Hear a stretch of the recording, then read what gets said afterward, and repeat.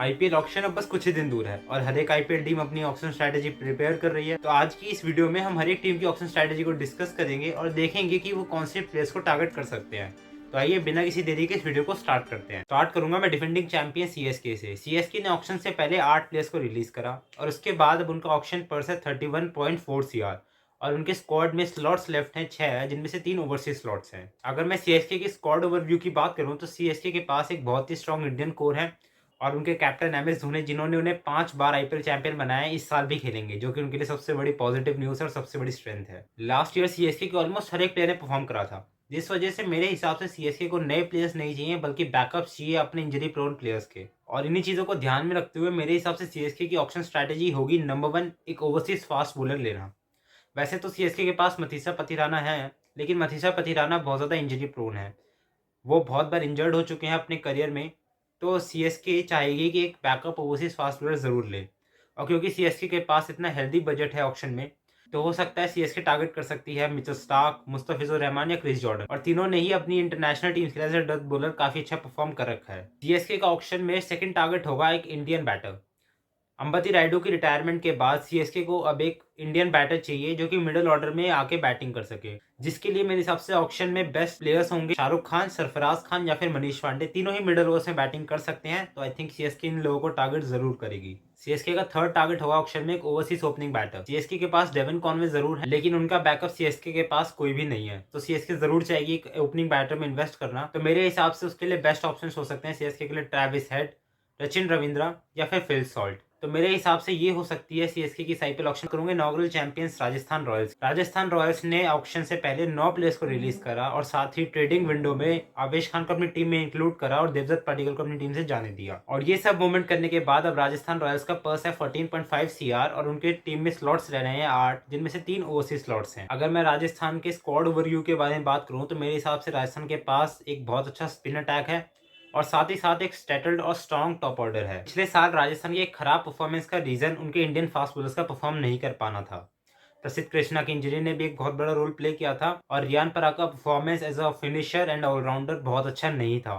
तो इन्हीं चीजों को देखते हुए मेरे हिसाब से राजस्थान रॉयल्स की इस ऑक्शन में स्ट्रैटेजी होगी नंबर 1 एक ओवरसीज मिडिल ऑर्डर बैटर को लेना। राजस्थान ने जो रूट को रिलीज कर दिया है और देवदत्त पडिक्कल को ट्रेड करने के बाद अब राजस्थान को एक ऐसा बैटर चाहिए जो कि नंबर 4 पे आके उनकी टीम को और स्ट्रांग बना सके। तो मेरे हिसाब से आईपीएल ऑक्शन में इस साल उनके लिए बेस्ट ऑप्शंस हो सकते हैं हैरी ब्रुक, रायली रूसो या फिर डैरल मिचेल। राजस्थान रॉयल्स का टारगेट नंबर 2 होगा एक ऑलराउंडर। राजस्थान की टीम में एक जो कमी है वो है ऑलराउंडर्स का ना होना, तो राजस्थान चाहेगी कि इनकी टीम में एक इंडियन ऑलराउंडर हो, प्रेफरेबली एक सीम बॉलिंग ऑलराउंडर। तो उसके बेस्ट ऑप्शन हो सकते हैं राजस्थान रॉयल्स के लिए एक शार्दुल ठाकुर या फिर रमनदीप सिंह, दोनों ही नंबर 7 पे खेल सकते हैं और राजस्थान को अच्छी यूटिलिटी देंगे उनकी प्लेइंग 11 में। राजस्थान का टारगेट नंबर 3 होगा एक बैकअप फास्ट बॉलर। राजस्थान के पास ट्रेंट बोल्ट जरूर है, लेकिन राजस्थान के पास ट्रेंट बोल्ट का कोई भी बैकअप नहीं है, और अगर ट्रेंट बोल्ट को इंजरी हो जाती है तो राजस्थान को उनके लिए एक बैकअप भी जरूर लेना चाहिए, जो कि मेरे हिसाब से हो सकते हैं क्योंकि राजस्थान के पास इतना हाई बजट नहीं है। तो राजस्थान को टारगेट करना चाहिए क्रिस वोक्स, अल्जारी जोसेफ या फिर डेविड विली। तीनों ही पावर प्ले में अच्छी बॉलिंग कर सकते हैं और तीनों ही पावर प्ले में विकेट्स ले सकते हैं। चलिए मैंने राजस्थान की ऑप्शन स्ट्रैटेजी डिस्कस कर ली, अब मैं बात करूंगा पंजाब किंग्स। पंजाब ने ऑक्शन से पहले 6 प्लेयर्स को रिलीज करा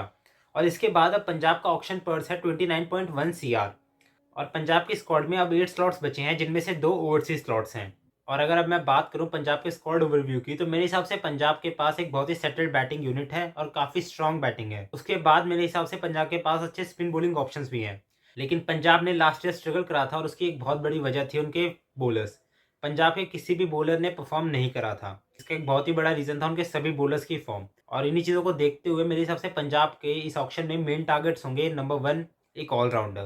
पंजाब ने ऑल्दो सैम करन को जरूर रिटेन करा है at a very heavy price, लेकिन सैम करन का परफॉर्मेंस लास्ट ईयर में बिल्कुल भी अच्छा नहीं रहा है, और अगर सैम करन के आईपीएल में भी अच्छा परफॉर्म नहीं आता है तो पंजाब जरूर एक बैकअप में इन्वेस्ट करना चाहेगी, जो कि हो सकते हैं वीरेंदु हसरंगा, माइकल ब्रेसवेल या फिर जेसन होल्डर। पंजाब का टारगेट नंबर 2 होगा एक इंडियन मिडिल ऑर्डर बैटर।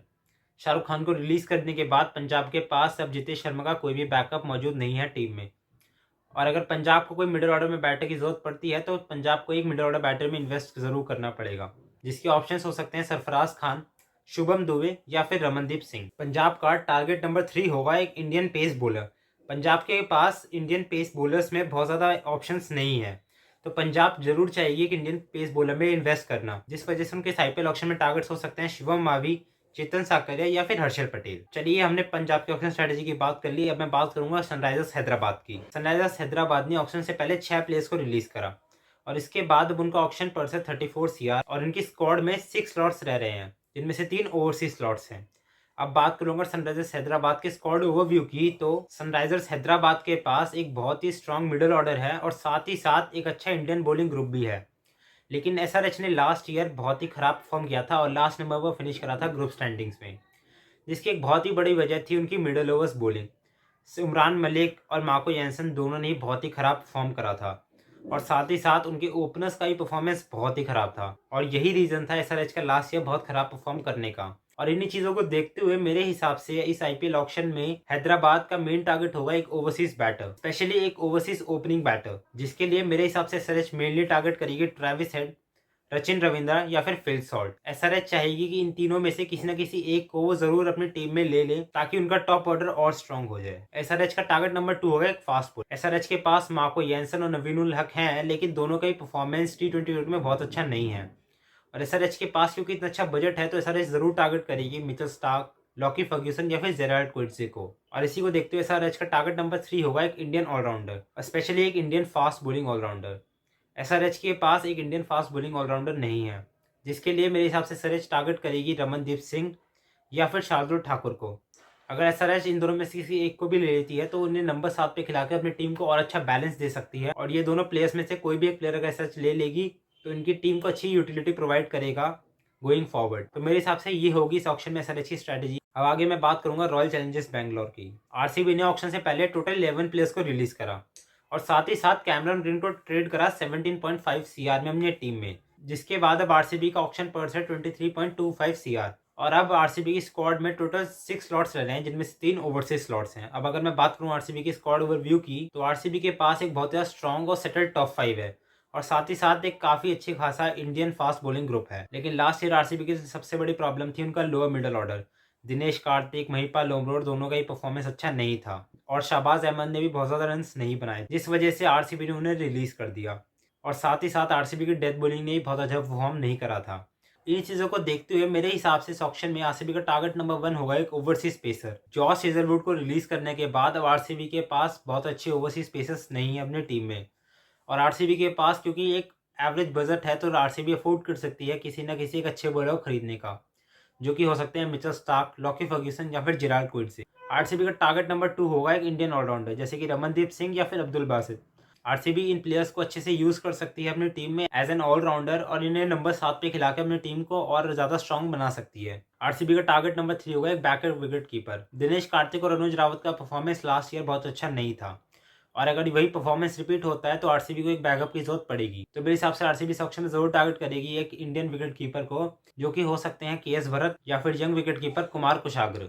चलिए, अब हमने आरसीबी की ऑक्शन स्ट्रैटेजी की बात कर ली, चलिए अब आगे बात करते हैं लखनऊ सुपर जायंट्स की ऑक्शन स्ट्रैटेजी की। लखनऊ सुपर जायंट्स ने ऑक्शन से पहले टोटल 9 प्लेयर्स को रिलीज करा और साथ ही साथ ट्रेडिंग विंडो में आवेश खान को ट्रेड करके देवदत्त पाटिल को अपनी टीम में इंक्लूड कर लिया और तो और रोमेरियो शेफर्ड को मुंबई इंडियंस को ट्रेड करके अपने बजट ऑक्शन पर्स में थोड़े बहुत पैसे भी ऐड करे। और इसी सही मूवमेंट के बाद अब एलएसजी का टोटल पर्स है 13.15 CR और साथ ही साथ स्क्वाड में 6 स्लॉट्स लेफ्ट हैं, जिनमें से 2 ओवरसीज स्लॉट्स हैं। अब अगर मैं एलएसजी के स्क्वाड ओवरव्यू की बात करूं तो मेरे हिसाब से एलएसजी के पास एक बहुत ही स्ट्रॉन्ग टॉप ऑर्डर है और साथ ही साथ अच्छे स्पिन ऑप्शंस भी हैं। लेकिन लास्ट ईयर एलएसजी की एक बहुत बड़ी प्रॉब्लम थी उनके फास्ट बॉलर्स। एलएसजी के किसी भी फास्ट बॉलर ने बहुत अच्छा परफॉर्म नहीं करा था और साथ ही साथ केएल राहुल की इंजरी ने उनकी बैटिंग को भी वीक बना दिया था। लेकिन इस बार केएल राहुल शायद फिट होंगे और उन्होंने देवदत्त पडिक्कल का एक स्मार्ट ट्रेड करके अपनी टीम को एक और बैटिंग ऑप्शन दिया है, जो कि उनकी टीम को और स्ट्रांग बनाएगा। अब अगर मैं बात करूं एलएसजी की ऑक्शन स्ट्रैटेजी की, तो उनके टारगेट नंबर 1 होंगे एक ओवरसीज पेसर। एलएसजी के पास जरूर नवीन उल हक और मार्क वुड हैं, लेकिन दोनों ही काफ़ी ज़्यादा इंजरी प्रोन है, तो एलएसजी ज़रूर चाहिए कि उनके बैकअप में इन्वेस्ट करें। तो एलएसजी के पास बेस्ट ऑप्शन हो सकते हैं अल्जारी जोसेफ, क्रिस जॉर्डन या फिर क्रिस वोक्स। अब एलएसजी का टारगेट नंबर 2 होगा एक ओवरसीज ऑलराउंडर। एलएसजी के पास मार्कस स्टोइनिस का कोई भी बैकअप मौजूद नहीं है, तो एलएसजी जरूर चाहिए उनके बैकअप में इन्वेस्ट करना। तो मार्कस स्टोइनिस के लिए बेस्ट बैकअप्स हो सकते हैं जेसन होल्डर या फिर माइकल ब्रेसवेल। एलएसजी का टारगेट नंबर 3 होगा एक बैकअप इंडियन पेसर। आवेश खान को जाने के बाद अब एलएसजी को एक और इंडियन पेसर चाहिए अपनी टीम में, तो हो सकता है एलएसजी टारगेट करे चेतन सागरिया, कार्तिक त्यागी या फिर हर्षल पटेल को। तो ये तो बात हो गई एलएसजी की ऑक्शन स्ट्रैटेजी की। अब मैं बात करूंगा दिल्ली कैपिटल्स की। दिल्ली कैपिटल्स ने टोटल 11 प्लेयर्स को रिलीज करा, जिसके बाद अब उनका ऑक्शन पर्स है 28.95 सीआर और इनकी स्क्वाड में स्लॉट्स लेफ्ट हैं 9, जिनमें से 4 ओवरसीज स्लॉट्स हैं। अब अगर मैं बात करूं दिल्ली कैपिटल्स की स्क्वाड ओवरव्यू की, तो दिल्ली कैपिटल्स के पास एक अच्छा टॉप 4 है ऋषभ पंत के आने के बाद, और साथ ही साथ एक अच्छा इंडियन स्पिन अटैक है। लेकिन दिल्ली कैपिटल्स ने लास्ट ईयर स्ट्रगल करा था, जिसका एक बहुत ही बड़ा रीज़न था उनका lower middle order. Rishabh Pant के इंजर्ड होने के बाद उनके किसी भी लोअर मिडल ऑर्डर बैटर ने परफॉर्म नहीं करा, चाहे रोविन पॉवेल, सरफराज खान या मनीष पांडे, तीनों का ही परफॉर्मेंस बहुत अच्छा नहीं था। और साथ ही साथ दिल्ली ने डेथ बॉलिंग में बहुत अच्छा परफॉर्म नहीं करा। एनरिक नोकिया, खलील अहमद या फिर मुकेश कुमार, तीनों का ही परफॉर्मेंस डेथ ओवर्स में अच्छा नहीं था। इन्हीं चीज़ों को देखते हुए दिल्ली कैपिटल्स का इस ऑक्शन में मेरे हिसाब से टारगेट नंबर 1 होगा overseas middle order batter. Rovman Powell और रायली रूसो को रिलीज करने के बाद अब दिल्ली को एक ऐसा ओवरसीज बैटर चाहिए जो कि उनके लिए नंबर 5 पे आके स्ट्रॉन्ग फिनिश कर पाए, जिसके लिए ऑक्शन में ऑप्शंस अवेलेबल हैं हैरी ब्रुक, डैरल मिचेल या फिर ट्रिस्टन स्टब्स। दिल्ली का इस ऑक्शन में टारगेट नंबर 2 होगा एक Indian lower order batter. Sarfaraz Khan को रिलीज करने के बाद अब दिल्ली को एक नंबर 6 पे अच्छा स्ट्रॉन्ग इंडियन बैटर चाहिए जो कि उन्हें अच्छी फिनिशेस प्रोवाइड कर सके, जिसके लिए दिल्ली टारगेट कर सकती है रमनदीप सिंह, शुभम दुबे या फिर शाहरुख खान। दिल्ली का टारगेट नंबर 3 होगा एक इंडियन फास्ट बॉलर। दिल्ली का चेतन साकरिया और कमलेश नागरकोटी को रिलीज करने के बाद दिल्ली को अब एक इंडियन फास्ट बॉलर चाहिए एज अ बैकअप अपनी टीम में। और क्योंकि दिल्ली के पास एक अच्छा बजट है ऑक्शन में, तो दिल्ली को जरूर टारगेट करना चाहिए शिवम मावी, कार्तिक त्यागी या फिर हर्षल पटेल को। तो अब दिल्ली की ऑक्शन स्ट्रैटेजी की हमने बात कर ली। अब आगे मैं बात करूंगा मुंबई इंडियंस की ऑक्शन स्ट्रैटेजी की। मुंबई इंडियंस ने ऑक्शन से पहले टोटल 11 प्लेयर्स को रिलीज करा, जिसके बाद ट्रेडिंग विंडो में उन्होंने हार्दिक पांड्या को ट्रेड करा अपनी टीम में, और साथ ही साथ कैमरन ग्रीन को 17.5 सीआर में आरसीबी को दे दिया, और रोमेरियो शेफर्ड को भी अपनी स्क्वाड में इंक्लूड करा एसआरएच से लेकर। और ये सब मूवमेंट करने के बाद अब मुंबई इंडियंस का ऑक्शन पर्स है 17.75 सीआर। उनकी स्क्वाड में स्लॉट्स लेफ्ट हैं 8, जिनमें से 4 ओवरसीज स्लॉट्स हैं। अगर मैं मुंबई इंडियंस की स्क्वाड ओवरव्यू की बात करूं, तो मुंबई इंडियंस के पास एक बहुत ज़्यादा स्ट्रॉन्ग और सेटल्ड बैटिंग यूनिट है, जिसके साथ उनके पास अच्छे स्पिन बॉलिंग ऑप्शंस भी हैं। लेकिन लास्ट ईयर मुंबई इंडियंस के लिए एक बहुत ही बड़ी वरी थी उनके फास्ट बॉलर्स की फॉर्म। जसप्रीत बुमराह इंजर्ड होकर बाहर हो गए थे टूर्नामेंट से, और साथ ही साथ जोफ्रा आर्चर को मिड टूर्नामेंट में इंजरी हो गई थी, जिसके बाद उनके किसी भी पेसर ने अच्छा परफॉर्म नहीं करा आकाश मधवाल को छोड़कर। इस बार वो होप करेंगे कि जसप्रीत बुमराह फिट हो जाए, और इस बार उनके पास पर्स है क्योंकि उन्हें जोफ्रा आर्चर को रिलीज कराया कि एक और अच्छे फास्ट बॉलर को वो ले पाए। और इस बार उन्होंने हार्दिक पांड्या को अपनी टीम में ट्रेड करके अपने आप को एक और बॉलिंग ऑप्शन प्रोवाइड किया है, एक अच्छा ऑलराउंडर दिया है। इसके बाद मेरे हिसाब से मुंबई इंडियंस का इस ऑप्शन में टारगेट नंबर 1 होगा एक ओवरसीज पेसर।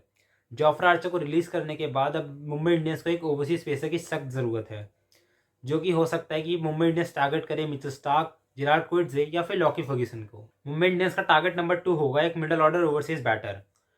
ट्रिस्टन स्टब्स को निकालने के बाद अब मुंबई इंडियंस के पास टिम डेविड का कोई भी बैकअप ऑप्शन अवेलेबल नहीं है, तो मुंबई इंडियंस जरूर टारगेट करेगी रोविन पॉवेल या फिर माइकल ब्रेसवेल को। मुंबई इंडियंस का टारगेट नंबर 3 होगा एक इंडियन पेसर। मुंबई इंडियंस जरूर चाहेगी अपनी टीम में एक और इंडियन पेसर को रखना, जिसका ऑप्शन हो सकते हैं शिवम मावी, कार्तिक त्यागी या फिर हर्षल पटेल, जो कि मुंबई इंडियंस को और पेस बॉलिंग ऑप्शंस देंगे और उनकी टीम को और स्ट्रॉन्ग बनाएंगे। ये हो गई मुंबई इंडियंस की ऑप्शन स्ट्रैटेजी। अब मैं बात करूंगा गुजरात टाइटंस की। गुजरात टाइटंस ने आईपीएल ऑक्शन से पहले टोटल 8 प्लेयर्स को रिलीज करा, और साथ ही साथ ट्रेडिंग विंडो में मुंबई इंडियंस ने गुजरात टाइटंस से हार्दिक पांड्या को ले लिया 15 करोड़ में, जिसके बाद अब गुजरात टाइटंस का टोटल पर्स है 38.15 सीआर, और उनकी स्क्वाड में टोटल स्लॉट्स लेफ्ट हैं 8, जिसमें से टोटल 2 ओवरसीज स्लॉट्स हैं। अब अगर मैं गुजरात के स्क्वाड ओवरव्यू की बात करूं, तो गुजरात के पास एक बहुत ही स्ट्रॉन्ग टीम है with good backups. Gujarat Titans ने लास्ट ईयर बहुत ही अच्छा परफॉर्म करा था, और अगर रविंद्र जडेजा ने लास्ट बॉल पे चौका नहीं मारा होता तो हो सकता था गुजरात टाइटंस चैंपियन बन जाती। लेकिन इस साल गुजरात टाइटंस के लिए सबसे बड़ी वरी रही है हार्दिक पांड्या को मुंबई इंडियंस को ट्रेड में दे देना। और इन्हीं सभी चीज़ों को देखते हुए मेरे हिसाब से गुजरात टाइटंस के इस ऑक्शन में मेन टारगेट्स होंगे नंबर 1 एक ओवरसीज पेसर। गुजरात टाइटंस के पास अजारी जोसेफ को रिलीज करने के बाद अब उन्हें बहुत ज़रूरत है एक ओवरसीज पेसर लेने की, और क्योंकि गुजरात के पास बहुत ही अच्छा बजट है तो गुजरात अफोर्ड कर सकती है अच्छे पेसर्स को लेना। तो मेरे हिसाब से गुजरात टारगेट करेगी मिचेल स्टार्क, जॉश हेजलवुड या फिर जेराल्ड क्विट्जे को। गुजरात टाइटंस का टारगेट नंबर 2 होगा एक middle order batter. Gujarat Titans के पास केन विलियमसन का कोई भी बैकअप नहीं है, और अगर केन विलियमसन को इंजरी होती है तो गुजरात टाइटंस के पास कोई भी नंबर 4 पे खेलने के लिए बैटर अवेलेबल नहीं होगा। तो गुजरात टाइटंस जरूर इन्वेस्ट करेगी एक मिडल ऑर्डर बैटर में, जिसके ऑप्शंस हो सकते हैं हैरी ब्रुक, रायली रूसो या फिर डैरल मिचेल। गुजरात टाइटंस का टारगेट नंबर 3 होगा एक इंडियन पेसर। यश दयाल और शिवम मावी को रिलीज करने के पास गुजरात टाइटंस को अब एक इंडियन पेसर चाहिए, जिसके ऑप्शंस हो सकते हैं चेतन साकरिया, कार्तिक त्यागी या फिर हर्षल पटेल। तो अब हमने गुजरात टाइटंस की ऑक्शन स्ट्रैटेजी डिस्कस कर ली। अब मैं बात करूंगा कोलकाता नाइट राइडर्स की। कोलकाता नाइट राइडर्स ने ऑक्शन से पहले 12 प्लेयर्स को रिलीज करा और अब उनका ऑक्शन पर्स है 32.7 CR और स्क्वाड में स्लॉट्स लेफ्ट हैं 12, जिनमें से 4 ओवरसीज स्लॉट्स हैं। अगर अब मैं केकेआर के स्क्वाड ओवरव्यू की बात करूं तो केकेआर के पास काफ़ी स्ट्रॉन्ग मिडल ऑर्डर है और साथ ही काफ़ी अच्छे स्पिन ऑप्शंस हैं। लेकिन केकेआर ने लास्ट ईयर बहुत ज़्यादा स्ट्रगल करा था और इसका एक बहुत ही बड़ा रीज़न था उनके पेसर्स की फॉर्म।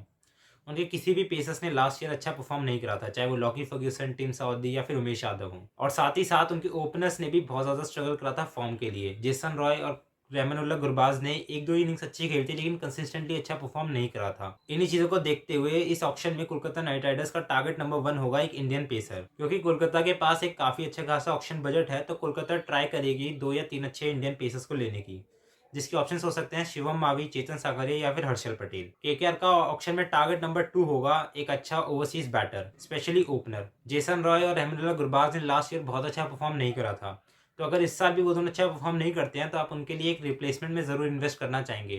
तो केकेआर के लिए अच्छे ऑप्शंस होंगे जॉश इंग्लिश, ट्रेविस हेड या फिर फिल सॉल्ट। तीनों ही बहुत अच्छे ओपनर्स हैं और कोलकाता के टॉप ऑर्डर को और स्ट्रॉन्ग बनाएंगे। कोलकाता का टारगेट नंबर 3 होगा एक बैकअप ऑलराउंडर। आंद्रे रसल काफी ज्यादा इंजरी प्रोन है और अक्सर इंजर्ड रहते हैं और उनके लिए बैकअप होना कोलकाता के लिए काफी जरूरी है। तो कोलकाता जरूर टारगेट करेगी। उनके लिए कुछ ऑप्शंस हैं माइकल ब्रेसवेल, जेसन होल्डर और अजमतुल्लाह ओमरजाई। चलिए, अब हमने कोलकाता की ऑक्शन स्ट्रैटेजी की बात कर ली। अब लेकिन अगर आपको जानना है कि इंडियन टीम लास्ट 10 इयर्स में एक भी ऐसी टूर्नामेंट क्यों नहीं जीती, तो आप यहाँ पे क्लिक करके देख सकते हैं। कमेंट सेक्शन में मुझे अपनी फेवरेट आईपीएल टीम बताना मत भूलना। अगर वीडियो पसंद आई हो तो वीडियो को लाइक और शेयर करना मत भूलना और चैनल को सब्सक्राइब करना मत भूलना। आज के लिए बस इतना ही। Thank you for watching. Next time तक के लिए बाय।